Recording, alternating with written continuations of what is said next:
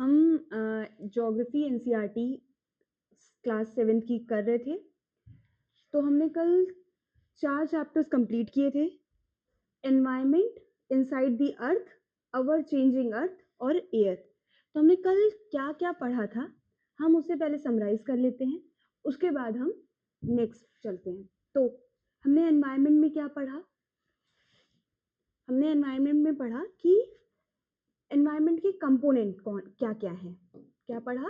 Components पढ़े। तो हमने पढ़ा नेचुरल फैक्टर्स, नेचुरल कंपोनेंट,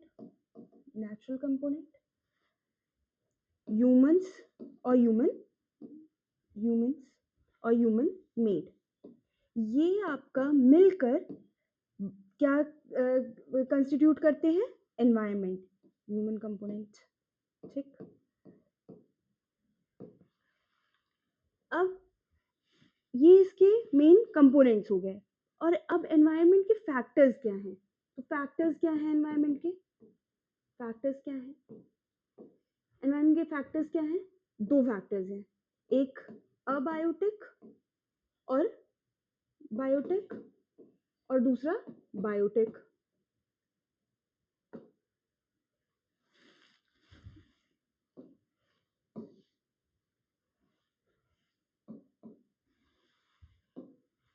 दूसरा है बायोटिक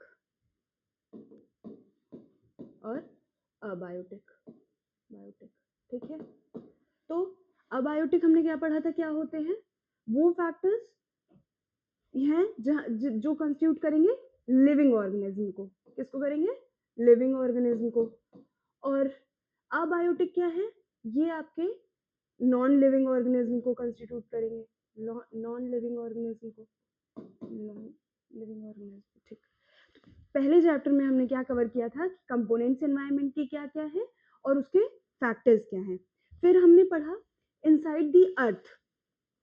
फिर हमने क्या पढ़ा? सेकेंड चैप्टर में पढ़ा कि अर्थ के अंदर क्या है, इनसाइड द अर्थ। तो हमने इसमें पढ़ा कि हमारी अर्थ जो है वो 3 लेयर्स में है, क्रस्ट, मेंटल और कोर में। तो हमने ये एक सेक्शन लिया अर्थ का, ये हमारा हो गया क्रस्ट, ये मेंटल हो गया और ये कोर हो गया। ठीक। ये आपका क्या हो गया? क्रस्ट हो गया, ये मेंटल हो गया और ये कोर हो गया। ठीक। अब ये आपका जो क्रस्ट है ये कितने का था? अब क्रस्ट में आपके 2 पार्ट होंगे, कॉन्टिनेंटल क्रस्ट और ओशियानिक क्रस्ट। कौन कौन से होंगे? कॉन्टिनेंटल क्रस्ट होगा, कॉन्टिनेंटल क्रस्ट और ओशियानिक क्रस्ट, ठीक। और इसकी विड्थ कितनी होगी? 30 किलोमीटर अप्रॉक्स। और ये कितने का होगा? 3 किलोमीटर अप्रॉक्स। ठीक है। अभी क्या था कि कॉन्टिनेंट जो बना उसका कंपोजिशन क्या है? कॉन्टिनेंट का कंपोजिशन क्या है? सिलिका और एल्यूमिना। और ओशियानिक का क्या है? सीमा, सिलिका और मैग्नीशियम। ठीक है। ये हो गया आपका अर्थ कैसे आपकी बनी है, किन मतलब कितनी लेयर्स में है। और इसकी जो क्रस्ट, ये अर्थ का कंपोजिशन है, इसमें जो मेंटल है इसकी जो विड्थ है सबसे ज्यादा है। तो ये कितनी है? 2900 किलोमीटर्स। ठीक।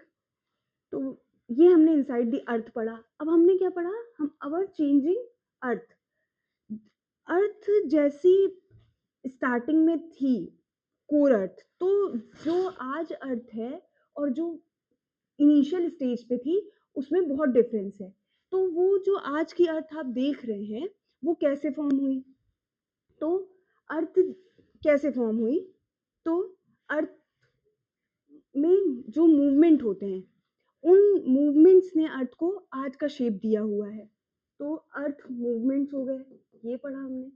अर्थ मूवमेंट पढ़ा। अर्थ मूवमेंट में हमने क्या क्या पढ़ा कि 2 तरीके के मूवमेंट हो रहे हैं, एक एंडोजेनिक हो रहा है और एक एक्सोजेनिक हो रहा है, एंडोजेनिक हो रहा है और एक एक्सोजेनिक हो रहा है, ठीक। अब एंडोजेनिक क्या बताया थी मैंने, एंडोजेनिक फोर्सेस जो लग रहे हैं वो कौन से फोर्सेस है, जो अर्थ में अंदर से लग रहे हैं, और एक्सोजेनिक फोर्सेस कौन से हैं, वो जो अर्थ पे ऊपर से बाहर बाहर की तरफ से लग रहे हैं। तो एंडोजेनिक में हमने दो चीज पढ़ी, क्या क्या पढ़ा, दो पढ़े, कैसे फोर्सेस होते हैं, एक सडन फोर्सेस होते हैं और एक डायस्ट्रोफिक फोर्सेस होते हैं। अब ये जो सडन फोर्सेस हैं,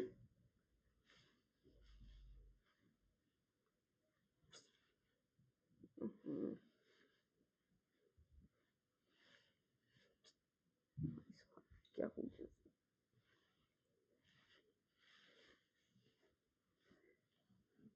चलिए छोड़िए सर। सडन फोर्सेस हैं, वो सडन में कौन कौन आ रहा है, सडन में आपके कौन कौन से आ रहे हैं, सडन में जैसे आपका आ गया अर्थक्वेक, वॉल्केनो और लैंडस्लाइड, ये आपके कौन से हो गए, सडन हो गए। डायस्ट्रोफिक फोर्सेस कौन से हैं, जो डायस्ट्रोफिक फोर्सेस कौन से हैं, डायस्ट्रोफिक फोर्सेस वो हैं जो धीरे धीरे बहुत टाइम से लग रहे हैं और फिर वो बाद में उसका रिजल्ट दिखता है, तो ये हो गया। अब हमने ये पढ़ लिया थर्ड चैप्टर में। अब क्या पढ़ा हमने इसके बाद, एयर में। अब हमने इसी चैप्टर में पढ़ा कि कौन कौन से फोर्सेस हैं, जैसे इसमें क्या है, इरोजन, डिपोजिशन,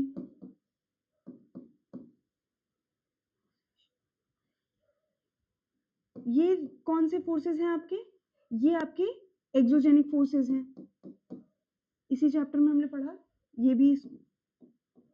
ये एक्सोजेनिक फोर्सेस हैं, ठीक है। अब नेक्स्ट हमको क्या करना है, हमने इसी में पढ़ा जो ये एजेंट्स होते हैं, एयर, वाटर और कौन से एजेंट्स हो सकते हैं, एयर हो गया आपका, इरोजन फैक्टर्स, वाटर हो गए। अब एयर से कौन कौन से लैंड फॉर्म्स बने, जैसे एयर पे हमने एयर या विंड से हमने पढ़ा, विंड से पढ़ा, डेजर्ट में पढ़ा था, डेजर्ट में पढ़ा, कौन सा लैंड फॉर्म कल पढ़ा था, मशरूम रॉक्स पढ़ी थी हमने, ठीक है, कि इरोजन से जो लोअर पार्ट होता है वो ज़्यादा इरोड हो जाता है और अपर नहीं होता है इनके कंपैरिजन में, तो ये मशरूम रॉक का शेप ले लेते हैं। और यही जो इसके सेडिमेंट्स हैं ये दूसरी जगह पे जाकर डिपॉजिट हो रहे हैं, तो वो ड्यून बना रहे हैं, तो इसको हमने कहा सैंड ड्यून्स हैं, ये सैंड ड्यून्स हैं। और फिर हमने क्या पढ़ा कि ये ड्यून, अब ये मतलब ये डिस्टेंस थी, कम डिस्टेंस पे गए और इन्होंने शेप कुछ ऐसा लिया तो ये सैंड ड्यून्स हो गए। यही लॉन्गर डिस्टेंस अगर इसी सेडिमेंट्स ने ट्रेवल की और कुछ ऐसे कुछ लेयर फॉर्म या स्ट्रैटिफाइड तरीके से मिले, तो इन्हीं को हमने क्या कहा, यहाँ ये आप सैंड ड्यून्स हो गए। और इस चीज को अब हमने क्या कहा, लोएस कहा, तो ये हो गया, ये हमने आपका कल पढ़ा पूरा, ठीक है। ठीक, अब हम क्या पढ़ रहे हैं, अब हम देखते हैं, अब हमें पढ़ना है तीसरी, एयर पढ़ते हैं। अब हमने कल पढ़ा कि अब हमने पढ़ा इसमें एयर पढ़ा था, एक्सोजेनिक में मैंने आपको बताया कौन कौन से मैंने बताए, इरोजन, डिपोजिशन, ये आपका पोजीशन, ठीक ठीक। अब हम एयर में बताते हैं आपको, एयर में हमने क्या पढ़ा, एयर में हमने पढ़ा कि हमारा एटमॉस्फेयर कैसा है। तो हमने देखा कि यहाँ पे जो एटमॉस्फेयर का कंपोजिशन है उसमें है सबसे ज़्यादा क्या, नाइट्रोजन, कितना 78%, फिर क्या है ऑक्सीजन, कितना है 22%, फिर अर्गन, तो अर्गन कितना है 0.93%। फिर हमने देखा CO2 कितना है 0.03%। और फिर जो बचा है वो अदर गैसेस है। ठीक, एटमॉस्फेयर इन गैसेस से कॉन्स्टिट्यूट हो रहा है। और जो नाइट्रोजन है वो आपकी सबसे ज़्यादा ज़रूरी किस चीज़ के लिए है? प्लांट्स के लिए है। ठीक, अब ये हमने कल की क्लास में आपके 4 चैप्टर्स में ये चीज़ कवर करी थी।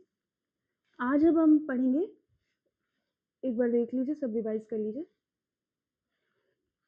अच्छा, एयर में हमने एक चीज़ और पढ़ी कि देखिए यहाँ ये ट्रोपोस्फेयर हो गया, स्ट्रेटोस्फेयर हो गया, मीजोस्फेयर हो गया, एक्सोस्फेयर, थर्मोस्फेयर हो गया और एक्सोस्फेयर हो गया। तो हमने देखा कि ये जो थर्मोस्फेयर है हमारी ट्रोपोस्फेयर है। ठीक, तो यहाँ से पहले जब जा रहे हैं हम ऊपर तो यहाँ टेम्परेचर डिक्रीज हो रहा है, फिर यहाँ से यहाँ जाएंगे तो टेम्परेचर इंक्रीज होगा। ट्रोपोस्फेयर से हम स्ट्रेटोस्फेयर पे पहुंचे, उसके बाद हम पहुंचे कहाँ? मीजोस्फेयर में, इसके बाद थर्मोस्फेयर में, देन एक्सोस्फेयर में। ठीक, यहाँ से टेम्परेचर डिक्रीज हुआ, फिर यहाँ से टेम्परेचर इंक्रीज हुआ, फिर यहाँ टेम्परेचर डिक्रीज हुआ, सॉरी टेम्परेचर डिक्रीज हुआ, इंक्रीज हुआ, डिक्रीज हुआ और इंक्रीज हुआ। तो ट्रोपोस्फेयर में हमने क्या पढ़ा था कि जितने भी वेदर फिनोमिना होते हैं वो सब आपके ट्रोपोस्फेयर में हो रहे हैं, ऑल वेदर फिनोमिना। ठीक, तो यहाँ जो है आपके एयरक्राफ्ट के लिए सुटेबल एटमॉस्फेयर नहीं है फ्लाई करने के लिए एयरक्राफ्ट के लिए, तो एयरक्राफ्ट इस जगह पे नहीं है। सेकंड जो लेयर है वो क्यों इम्पोर्टेंट है? वो इम्पोर्टेंट है आपके ओजोन के लिए, कि ओजोन आपको यहाँ मिलती है जो कि हमें हार्मफुल यूवी रेज से प्रोटेक्ट करती है। फिर हमने ये पढ़ा कि यहाँ पे ये जो लेयर है ये सुटेबल है एयरक्राफ्ट के लिए, यहाँ पे फ्लाइंग के लिए ये सुटेबल जगह है। क्यों? क्योंकि वेदर फिनोमिना है नहीं सुटेबल, मतलब जो एटमॉस्फेयर है एकदम सटल है, तो वहाँ पे इतना टर्बुलेंस नहीं होगा, आराम से आपका एयरक्राफ्ट फ्लाई कर सकता है। ठीक, फिर हमने तीसरा पढ़ा मेसोस्फेयर। मेसोस्फेयर में क्या होता है कि जो भी आपके मेटेरॉइड्स हो गए या फिर मीटियोर हो गए, मेटेरॉइड्स हो गए, एस्टेरॉइड्स हो गए, वो इस लेयर में आकर वो बर्न आउट हो जाते हैं। ठीक, ये हो गया। फिर हमने पढ़ा थर्मोस्फेयर। थर्मोस्फेयर में क्या होता है कि थर्मोस्फेयर को ही हम आयनोस्फेयर भी कहते हैं, थर्मोस्फेयर को ही हम आयनोस्फेयर भी कहते हैं। तो ये क्या है कि इस लेयर में जो है चार्जेस होते हैं, पॉजिटिव नेगेटिव, इसी में रेडियो कम्युनिकेशन, इस लेयर से रेडियो कम्युनिकेशन पॉसिबल हो पाता है, रेडियो कम्युनिकेशन। ठीक, ठीक है, तो ये हमारी पूरी 4 चैप्टर्स की समरी थी, ये हमने देख लिया। अब हम पढ़ते हैं इसके बाद अपना next chapter. Next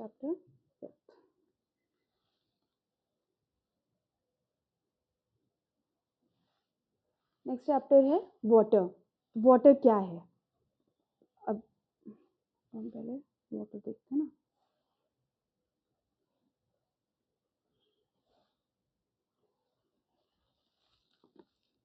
okay, filtered है तो क्या लिखा हुआ है?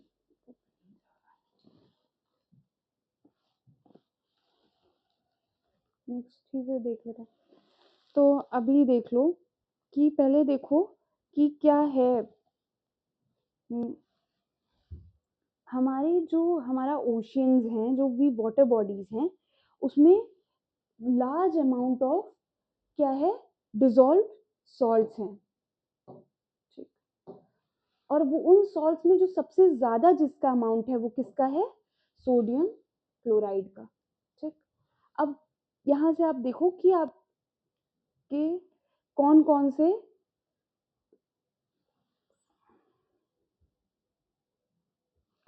से इसमें आपके वो हैं, मतलब कितने आपके ओशियंस हैं। तो ये देखिए, ये हो गया आपका नॉर्थ अटलांटिक ओशन, ये पता नहीं क्यों इसमें है, लैंडस्केप फॉर्म में ही नहीं आ रहा है, ऐसे ही देख लो अच्छे से। ठीक है, तो ये हो गया आपका साउथ अटलांटिक ओशियन। ये है आपका साउथ अमेरिका। साउथ अमेरिका के ईस्ट में है आपके north Atlantic ocean. South America के ईस्ट में है साउथ अटलांटिक ओशियन। फिर इनके कॉन्टिनेंट के वेस्ट में है आपके पैसिफिक ओशियन। और अगर शेप देखा जाए तो अटलांटिक का शेप कैसा है, एस शेप है। अटलांटिक आपका एस शेप का है। और पैसिफिक आपका किस शेप का है, पैसिफिक आपका ट्रायंगुलर शेप का है। ठीक है, और फिर ये आपका इंडियन ओशियन हो गया। ठीक, ये आपका पैसिफिक ओशियन हो गया और ये आपका सदर्न ओशियन हो गया। तो कितने ओशियंस हो गए आपके, 5। कौन कौन से, north Atlantic ocean, north Atlantic ocean, ocean, south Atlantic ocean,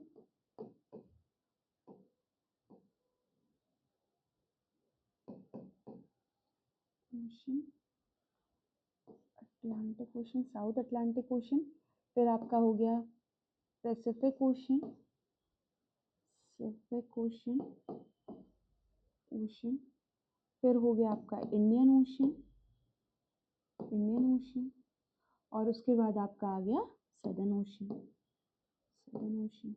ठीक, तो ये हमने पढ़ लिए ओशियंस। ठीक, अब क्या पढ़ना है इसके बाद, इसके बाद देखिए नेक्स्ट क्या है। अब डिस्ट्रीब्यूशन ऑफ वाटर बॉडीज देखिए, मोस्ट इंपॉर्टेंट क्वेश्चन। एक क्वेश्चन आपका यहाँ से बनता ही बनता है, तो अब इस चीज को ध्यान से देखिए। पहले पढ़ते हैं हम सैलिनिटी क्या है। सैलिनिटी क्या है, salinity is the amount of salt in gram present in 1000 grams of water. तो सैलिनिटी क्या है कि सॉल्ट का कंटेंट कितना प्रेजेंट है आपके 1000 ग्राम ऑफ वाटर में। 1000 ग्राम ऑफ वाटर में सॉल्ट कितना प्रेजेंट है, वो आपका सैलिनिटी हो गई। ठीक, क्या है, amount of salt in grams present in 1000 grams of water. अब क्या, average salinity of ocean is 35 parts पर 1000। तो एवरेज सैलिनिटी ओशन की कितनी है, 35 पार्ट्स पर 1000। इसको ऐसे डिनोट करते हैं, पार्ट्स पर 1000। ठीक,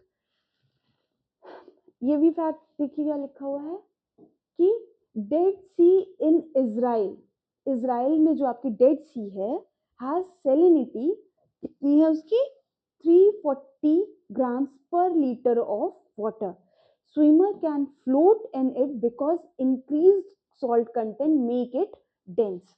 वहां स्विमर्स यहाँ बहुत आराम से फ्लोट कर सकते हैं, उनको जो है सिंक होने का डर नहीं होगा, क्योंकि जो डेंसिटी होती है सलाइन वाटर की, वो बहुत ज्यादा होती है। ठीक, अब परसेंट वाटर डिस्ट्रीब्यूशन पढ़ लीजिए, कितना कितना परसेंट है। तो ओशियन कितना है, 97.3% जो है पूरी वाटर बॉडीज का वाटर आपका कहाँ पे है, ओशियंस में। कितना है, 97.3%। आइस कैप में कितना है, 2.0%। तो जो ये ओशन में हो गया आपका, पहले तो देखो टोटल कितना होगा हमारे पास, 100% होगा। ठीक है, अब इस 100% में 97.3% तो निकल गया, कहाँ चला गया वो, ओशियन में। ठीक, ओशन वाटर में, जो कि सेलाइन वाटर है, तो ये यूज में नहीं आएगा। सेलाइन वाटर है, पानी की हमारे पास कमी नहीं है, पर जो पीने वाला पानी है वो बहुत कम है। ठीक है, तो 97.3% ओशन वाटर जो सेलाइन है, ये खत्म हो गया। फिर उसके बाद कहाँ है पानी, आइस कैप्स में। कितना पानी, 2.0। ये कहाँ पे है आपका, आइस कैप में, आइस कैप में। तो टोटल कितना पानी चला गया, 97, 98, 99। हमारे पास टोटल 99.3 ये वाटर तो सिर्फ इसने कॉन्स्टिट्यूट कर लिया, किसने? ओशियन वाटर ने और आइस कैप ने। बचा हमारे पास पानी कितना? तो 0.7 इतना परसेंट फ्रेश वाटर है जो हम यूज करेंगे, फ्रेश वाटर है, वो भी यूज नहीं करेंगे। ये हमारे पास बचा आपका फ्रेश वाटर, फ्रेश वाटर है ये हमारे पास, ठीक। अब इस फ्रेश वाटर में जो 0.7% है, इसमें जो ग्राउंड वाटर है वो है 0.68। ग्राउंड वाटर 0.7 में, समझ रहे हैं, 0.7 में 0.68 आपका ग्राउंड वाटर है। बचा कितना पानी हमारे पास? 0.02, ठीक। अब समझिए क्या है कि ये ग्राउंड वाटर हो गया। फिर फ्रेश वाटर लेक्स में कितना है? 0.009। फिर inland seas and salt lake, inland seas और सॉल्ट लेक में कितना है? 0.009 फ्रेश वाटर लेक। और inland seas and salt lake में 0.009 है। फिर आपका एटमॉस्फेयर में कितना है? 0.0019, ठीक। अब रिवर्स में कितना है? 0.0001%। ये वाटर आपका रिवर में है, ठीक। और ये टोटल टोटल कितना हो गया? 100 हो गया। तब अब एक बार फिर से देखते हैं इसको कि हमारे पास कितना है टोटल वाटर? 100%। उसमें से ओशन में कितना चला गया? 97.3 ओशन में चला गया, जो कि सलाइन वाटर है, जो कि यूजेबल नहीं है। फिर आइस कैप में कितना हुआ? 2.0। यहाँ ये दोनों मिला के आपका हो गया 99.3% वाटर, ये चला गया, जो कि हम यूज नहीं कर पाएंगे। फिर क्या हुआ? ग्राउंड वाटर में कितना है? बचा कितना पानी हमारे पास? 0.7% वाटर बचा, जो कि फ्रेश वाटर है। उसमें से ग्राउंड वाटर में कितना है? 0.68। अब 0.68 यहाँ निकल गया, तो बचा कितना पानी हमारे पास? 0.02%। अब उसमें फ्रेश वाटर लेक में कितना है? 0.009। फिर सेलाइन वाटर लेक में कितना है? 0.009। फिर उसके बाद एटमॉस्फेयर में कितना है? 0.0019। और नेक्स्ट रिवर में कितना है? 0.0001। ये आपका पूरा बना के बन गया 100% वाटर। इसका सीक्वेंस याद कर लीजिए कि किसके बाद कौन है, कहाँ सबसे ज्यादा पानी है, किस फॉर्म में है, किस जगह पे है, ठीक। फिर क्या है? Water is absolutely essential for the survival. Water alone can quench our thirst when we are thirsty. Now, don't you think we are wasting a precious resource when we use water carelessly? Think about it.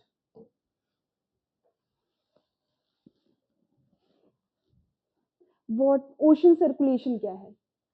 22 March is celebrated as World Water Day, when the need to conserve water is reinforced in different way. तो 22 मार्च को क्या होता है? World water day. फिर क्या है? Ocean circulation. Ocean circulation में देखिए, there is something magical about walking bare feet on the sea shore, the wet sand on the beach and the cool breeze and the seabirds, the smell of the salt in the air, and the music of the waves. Everything is so fascinating. Unlike the calm waters of ponds and lakes, ocean water keep moving continuously. It is never still. The movements that occur in oceans can be broadly categorized as waves, tides, and currents. तो water circulation में हमने क्या पढ़ा कि जो ocean movement of ocean है, movement that occur in ocean can be broadly categorize. जो ocean में मूवमेंट हो रहा है उसको हम ब्रॉडली कैटेगराइज कर सकते हैं तीन चीज में। किसमें? Waves, tides and currents. अब वेव, टाइड्स और करेंट्स क्या है वो देखते हैं। वेव्स, वेव्स क्या है? Waves are formed when wind scarps across the ocean surface. The stronger the wind blows, the bigger the wave becomes. Waves क्या है? जब सी सरफेस पे बहुत तेज विंड चलती है, तो जितनी तेज विंड चलेगी उतनी ही तेज, जितनी तेज विंड चलेगी उतनी ही बड़ी जो आपकी वेव होगी। विंड के जाने से जो पानी का फ्लो उठता है उसे हम वेव कहते हैं। तो वेव्स क्या है? When you are playing through ball on the beach and the ball falls into the water, what happens? It is the fun to watch how the ball gets washed back to the shore by the waves. When the water on the surface of the ocean rises and falls alternately, they are called waves. When the water on the surface of the ocean rise and fall alternately, they are called waves. Ocean में जब पानी उठता है, rise and fall alternately, जब ये चीजें होती हैं और यही कंटिन्यूअस फ्लो जब बनता है तो इसे ही हम वेव्स कहते हैं। During a storm, the wind blow at very high speed, form huge waves. These may cause tremendous destruction. An earthquake and volcanic eruption or underwater landslide can shift large amount of ocean water. As a result, huge tidal waves called tsunami that may be as high as 15 meters is formed. The largest tsunami ever measured 150-meter high. These waves travel at a speed of 700, more than 700 kilometers per hour. The tsunami of 2004 caused spread damage in the coastal areas of India. The Indra Point in the Andaman Nicobar Island submerged after the tsunami. तो tsunami, अभी हमने पढ़ा waves क्या है, अब पढ़ रहे हैं हम सुनामी क्या है। सुनामी एक जापानीज वर्ड है जिसका मतलब होता है harbour waves. As the harbour get destroyed when there is a tsunami. Harbour waves क्यों कहते हैं इसे? जब वेव्स, ये इतनी स्ट्रॉन्ग वेव्स होती हैं, जब ये आती हैं तो ये हार्बर्स जो होते हैं उनको डिस्ट्रॉय कर देती हैं, इसलिए इन वेव्स का नाम रख दिया गया सुनामी। सुनामी वेव्स, और इनको सुनामी और इनको हार्बर वेव्स भी कहा जाता है। तो जब स्टॉर्म आते हैं, ओशंस में जब स्टॉर्म्स आते हैं तो wind blowing at very high speed, बहुत हाई स्पीड में हवा चलती है, वो बनाती है ह्यूज वेव्स, वो विंड बनाती है बहुत बड़ी बड़ी वेव्स। अब यही वेव्स जो होती हैं कॉज ये डिस्ट्रक्शन, ये वेव्स होती हैं ये बहुत बड़ी अमाउंट में नुकसान पहुंचाती हैं। And earthquake and the volcanic eruption और under water slides can shift a large amount of ocean water. तो जब अर्थक्वेक आता है या वोल्केनो या अंडर वाटर लैंडस्लाइड होती है तो ये एक लार्ज अमाउंट ऑफ वाटर को शिफ्ट करती है। उस शिफ्ट से जो वेव का फॉर्मेशन होता है, उन वेव्स को कहते हैं उन वेव्स को कहते हैं सुनामी। उन वेव्स के रिजल्ट में जो उन वेव्स के रिजल्ट से एक ह्यूज टाइडल वेव डेवलप होती है, उस टाइडल वेव को कहते हैं हम tsunami.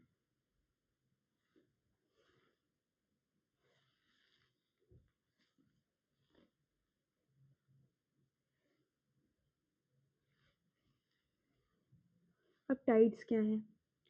The rhythmic rise and fall of ocean water twice in a day is called tide. Sync में जब राइज और फॉल होता है ओशन वाटर का तो उन्हें हम टाइड कहते हैं। ये दिन में 2 बार आती हैं। ठीक है, क्या होता है? Rhythmic rise and fall of ocean water. ठीक, कब? ट्वाइस इन अ डे, तो उसको हम कहते हैं टाइड। वेव्स पढ़ा हमने, फिर हमने क्या पढ़ा? सुनामी क्या है, उसके बाद हम पढ़ रहे हैं टाइड्स क्या है। The high tide when water covers much of the shore by rising to its highest level. किनारों को, शोर्स को, जब high tide when it is high tide, जब हाई टाइड्स होती हैं तो वाटर कवर्स, जो किनारे होते हैं, शोर्स होते हैं, उनको ज्यादा से ज्यादा वो कवर कर लेती हैं हाई टाइड जब आती हैं। इट इज लो टाइड, जब लो टाइड होती है when the water falls it's lowest level and recede the shore. और ये जब लो टाइड होती है, हाई टाइड होती है तो ये शोर के काफी अंदर तक आती है, और लो टाइड होती है तो वही बिल्कुल पीछे चली जाती है, पूरा खाली कर देती हैं। तो ये आपके टाइड्स हो गए। टाइड्स की डेफिनेशन मेनली क्या है हो गई है, rhythmic rise and fall of ocean water twice in a day.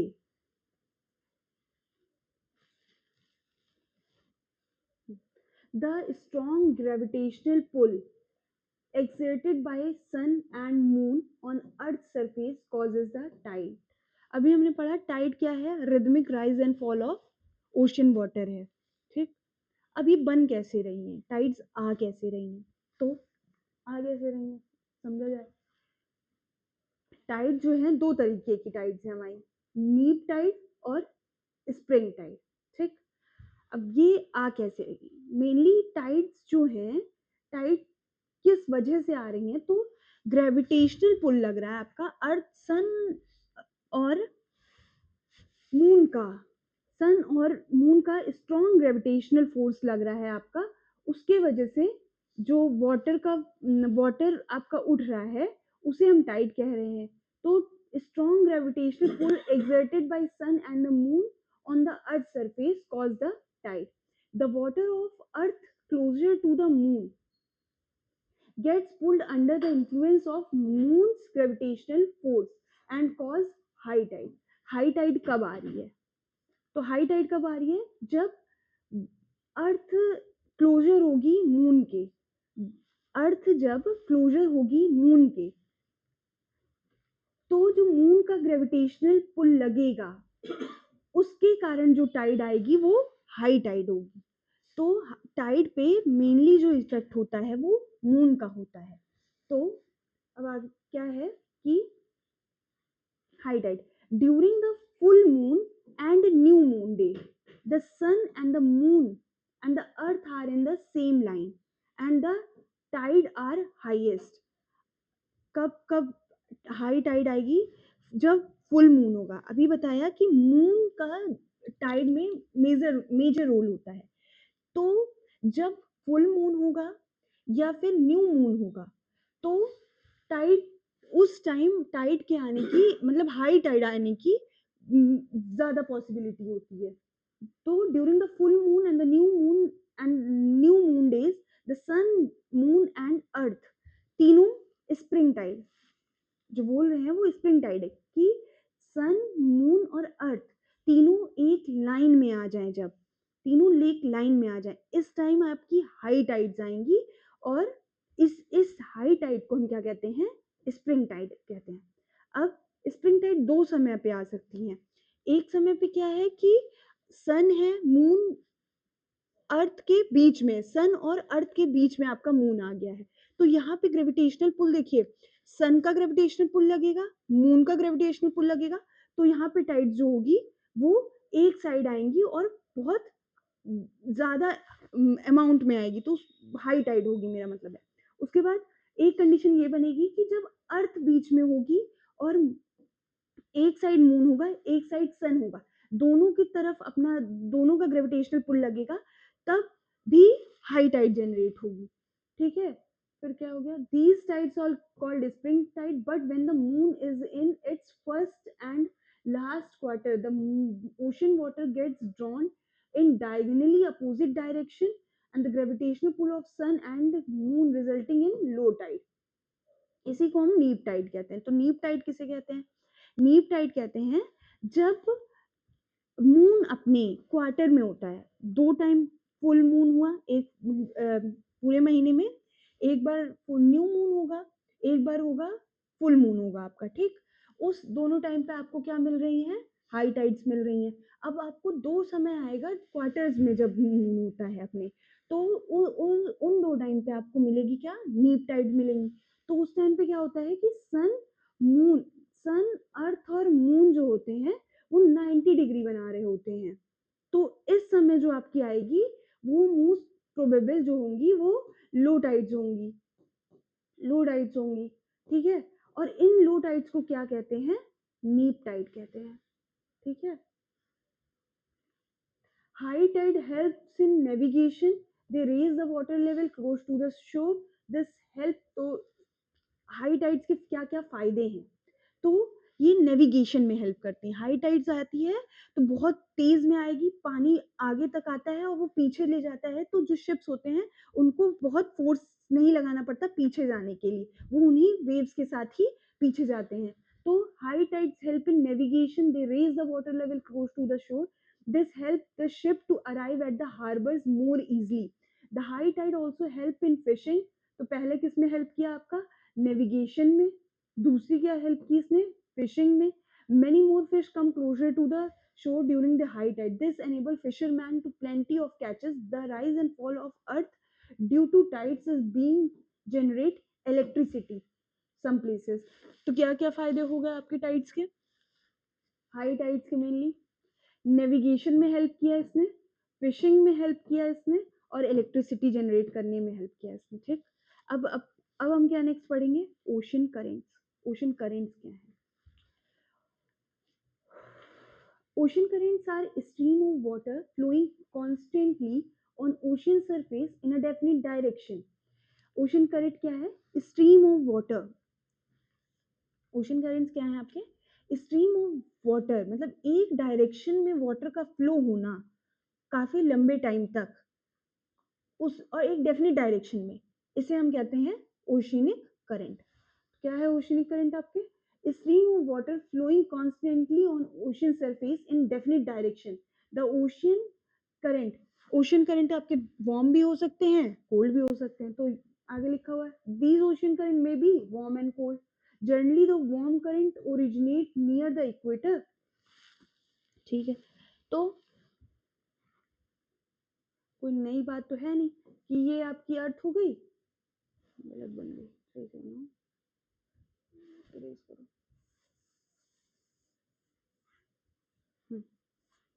ठीक, ये आपकी अर्थ हो गई, ये आपका इक्वेटर हो गया, ये आपके ट्रॉपिक्स हो गए। क्या कह रहा है कि generally the ocean current originate near the equator. तो ओरिजिन कह रहा है कि जो वार्म करंट्स होंगे जनरली वो कहाँ ओरिजिनेट होंगे, इक्वेटर पे। क्यों होंगे? अब इक्वेटर पे सन जो है वो ट्रेवल करेगा, चाहे नीचे करे चाहे ऊपर करे, इक्वेटर तो होके जाएगा ही। तो मेजर जो करंट वार्म करंट ओरिजिनेट हो रही है वो कहाँ से होंगी, इक्वेटर पे। इक्वेटर पे क्योंकि टेम्परेचर आपका ज्यादा होता है।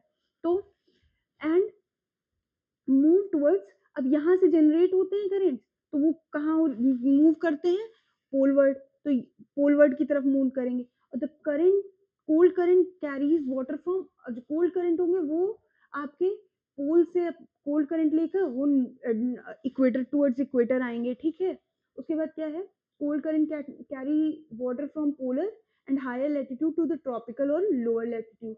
अब लेब्राडोर ओशन करंट जो है कोल्ड करंट है, गल्फ स्ट्रीम एक वार्म करंट है। ये दो मतलब आपके फैक्ट्स हैं, इनको आप याद कर लो कि लेब्राडोर करंट जो है वो आपका, अब लेब्राडोर करंट जो है आपका वार्म करंट है, तो लेब्राडोर करंट है कहाँ पे, तो ये आपका अमेरिका हो गया।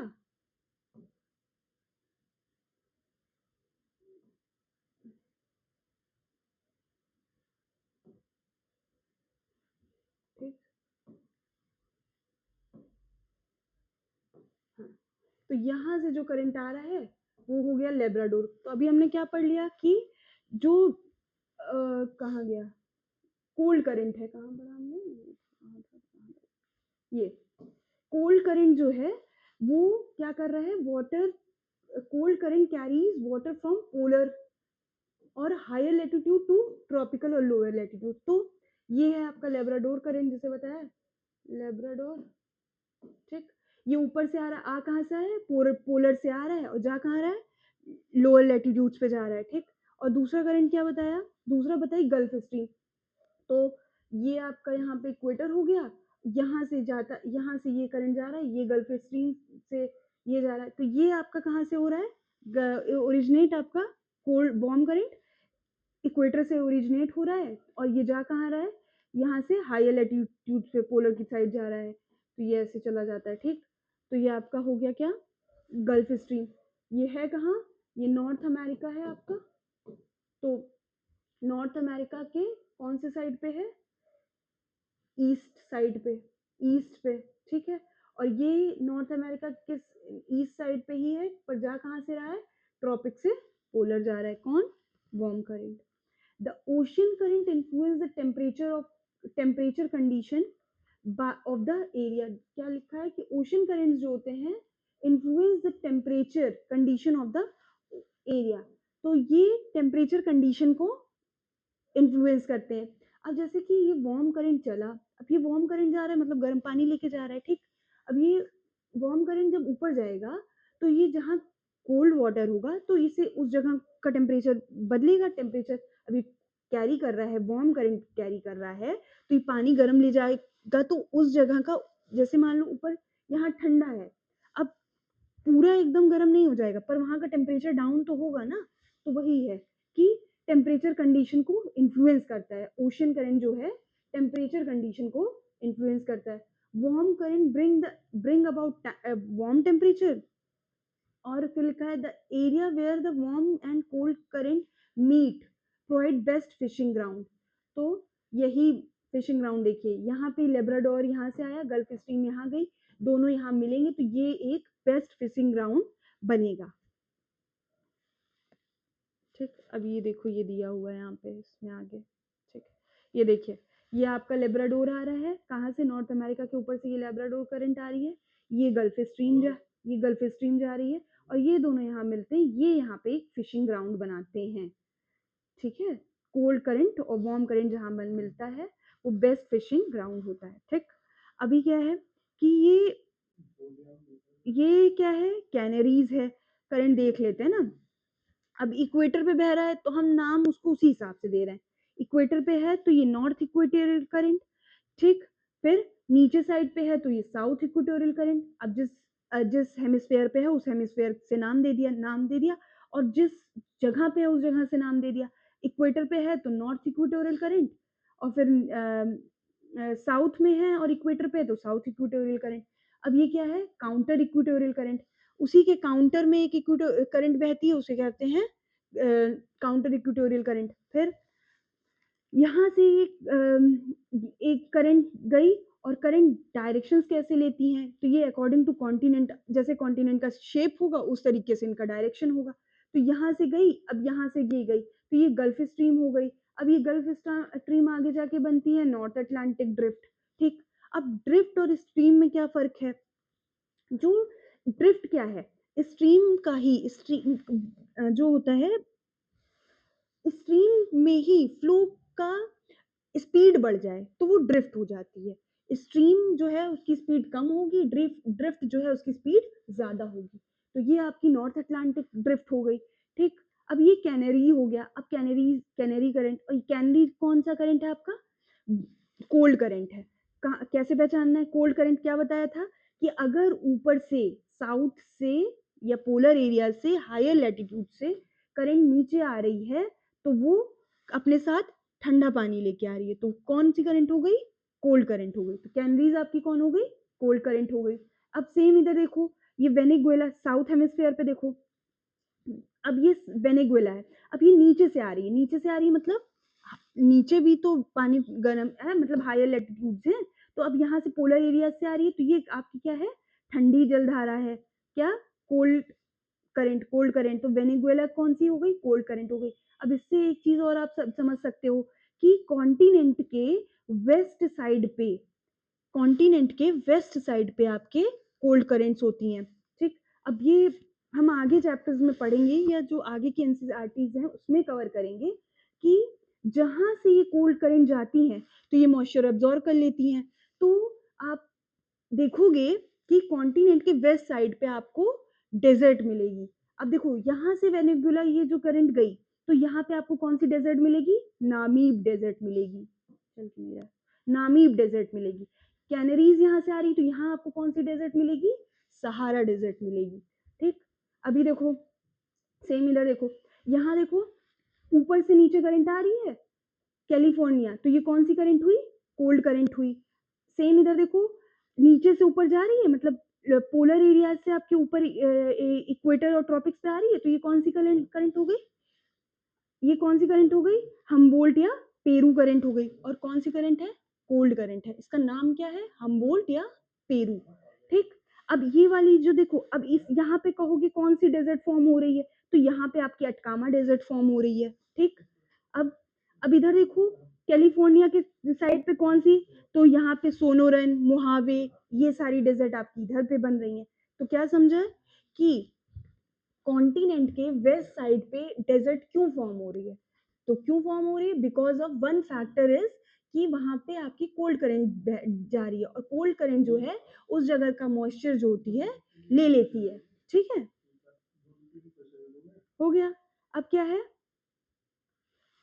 अब हमने पढ़ लिया कि ये हमने कवर कर ली नॉर्थ अटलांटिक की current, north Atlantic south Atlantic मतलब पूरे अटलांटिक ओशन की करंट पढ़ ली। अब यहाँ पे क्या है, फॉकलैंड करंट है, ये भी क्या है, कोल्ड करंट है। अब हम इंडियन ओशन की करंट पढ़ लेते हैं, ठीक। अगुलास करंट, अगुलास करंट क्या है, वार्म करंट है। वेस्ट वेस्ट ऑस्ट्रेलियन ड्रिफ्ट, ये क्या है, कोल्ड कोल्ड करंट है, ठीक। और बस अब आप सब पढ़ ही चुके हैं। अब पैसिफिक की दो तीन करंट देख लीजिए, पैसिफिक की ये देख लो, ओआशियो करंट कौन सी करंट है, कोल्ड करंट है। कुरोशियो करंट कौन सी करंट है, वार्म करंट है। कहाँ से जा रही है, इक्वेटर से पोलर की तरफ जा रही है, ये पोलर से इक्वेटर की तरफ आ रही है, तो करंट में हुआ क्लियर। अब नेक्स्ट क्या है, अब इसके क्वेश्चंस हैं, तो क्या है, the process by which water continually change it's form and circulate the ocean atmosphere and land, तो क्या है ये आपका वाटर साइकिल, ठीक। Generally warm water current originate from कहाँ से होती है, इक्वेटर से होती है। Rhythmic rise and fall of ocean water twice in a day, क्या कहते हैं इसे, टाइड्स कहते हैं, ठीक। अब क्या है, अब देखो क्या है, कैस कैस्पियन सी के लिए ये मैच द फॉलोइंग है, क्या है, टाइड्स क्या है, तो टाइड्स क्या है आपकी, periodic rise and fall of ocean water, tides हो गई। सुनामी क्या है, स्ट्रॉन्ग सिस्मिक वेव्स, सुनामी हो गई। ओशन करंट क्या है, stream of water moving in a definite direction, तो ये आपका ओशन करंट हो गया। कैस्पियन सी क्या है, लार्जेस्ट लेक है, लोग सबके सामने ही दिया था सब, ये हो गया आपका, एक्सरसाइज में इतना ही था, ठीक है। चलो नेक्स्ट पढ़ते हैं, ये चैप्टर खत्म, अभी नेक्स्ट चैप्टर देखते हैं।